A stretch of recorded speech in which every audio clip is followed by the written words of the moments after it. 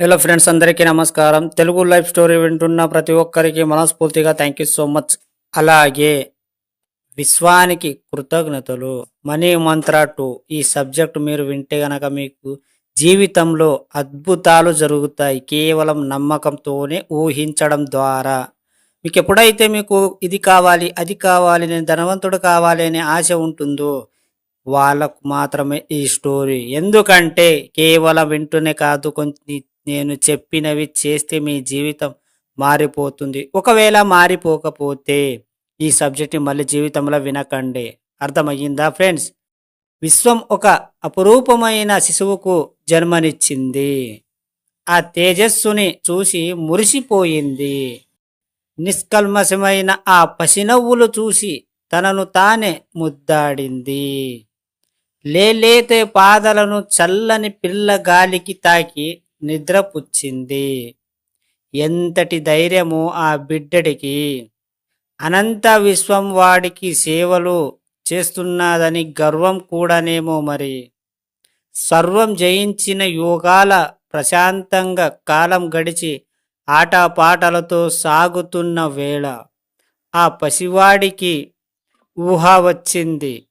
చుట్టూ ప్రపంచాన్ని గమనించడం మొదలుపెట్టాడు. మెల్లిగా విశ్వం చేయిని విడిచిపెట్టాడు. ఈ ప్రమాణం నేనే ఒంటరిగా చెయ్యలేనేమో అనే భ్రమలో పడ్డాడు. తన నేస్తాన్ని మరచిపోయాడు. నేను నీ పక్కనే ఉన్నానని విశ్వం పాలుమార్లు వాని ముందు నిలుచున్న చూడలేని మాయలోకి జరుపుకున్నాడు. నన్ను అడుగు, నీకేం కావాలి, ఒక్కసారి నా వైపు చూసి అడుగు అని భుజం పైన చెయ్యి వేసింది విశ్వం. ఆ ప్రియమైన గొంతుకు వానికి వినపడలేదు. నేను నీ సునిశాల విశ్వాన్ని సకల సంపాదలకు సమృద్ధిక నిలయాన్ని చెబుతున్నాను.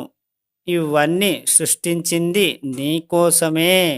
ఇవన్నీ నీవు సంతృప్తిగా అనుభవించి అలిసిపోయిన ఒడిలో నిద్రపోయి ఎన్నాళ్ళయ్యిందో అడగనిదే నేనేమి ఇవ్వలేను. మీరు అడిగితేనే నేను ఇస్తాను. మీరు ఎక్కడికైనా చుట్టాల దగ్గరికి వెళ్ళినప్పుడు వాళ్ళు తిన్నారా అని అడుగుతారు. లేదు అంటే మీ ఆకలి ఇంకా అక్కడికే ఆగిపోతుంది. ఎందుకంటే మొహమాటం, భయం, ఏమనుకుంటారో అని. మీరు నాకు ఇట్లా ఆకలి అయ్యింది అంటేనే, మీరు చెప్తేనే వాళ్ళు ఏదైనా మీకు అన్నం పెడతారు. సో మీరు చెప్పకుండా ఏది వాళ్ళు ఒకసారి, 2 సార్లు, 3 సార్లు ప్రేమతో అడుగుతారు. సో వాళ్ళు అడిగినప్పుడు నువ్వు రిజెక్ట్ చేసినవనుకో, ఇంకా మీరు ఆకలితో చచ్చిపోతారు. సో మొహమాటం వద్దు. ఈ సబ్జెక్ట్లో మొహమాటం వద్దు. అర్థమయ్యిందా? మీకు ఆకలి అయితే డైరెక్ట్గా అడగండి. సిగ్గు వద్దు అసలు. మీరు అడిగితేనే వాళ్ళు ఏదైనా ఇస్తారు. అడుగు, నేను ఇవ్వడానికి సిద్ధంగా ఉన్నాను. నీ పిలుపుకై నీ పెదవి చివరాన వేచి ఉన్నాను. పిల్లవండి ఆ పులరమైన శిశువు మీరే. మీరు అనుకుంటే ఒక్కసారి నన్ను తలుచుకోండి. మీ జీవితం చిటికెలో మార్చగలుగుతాను. ఎందుకంటే ఇక్కడ కావాల్సింది మీ శక్తిని గుర్తించడమే. నువ్వు చేస్తావా, చెయ్యవా అనేది మీరు భ్రమలో ఉంటారు. నేను చెయ్యలేను అనేది. సో నీకు ఒక్కసారి ఆ విశ్వాన్ని పిలవండి. మీకు ఏది కావాలో దాని మీద కొన్ని రోజులు మీరు దాని మీద ధ్యానం పెట్టండి. నాకు అది కావాలి అన్నప్పుడు దాని మీదనే మొత్తం ఫోకస్ ఉండాలి. దాని మీదనే ఆలోచన ఉండాలి. ఇంకొకటి ఆలోచన నీ మైండ్లోకి రాకూడదు.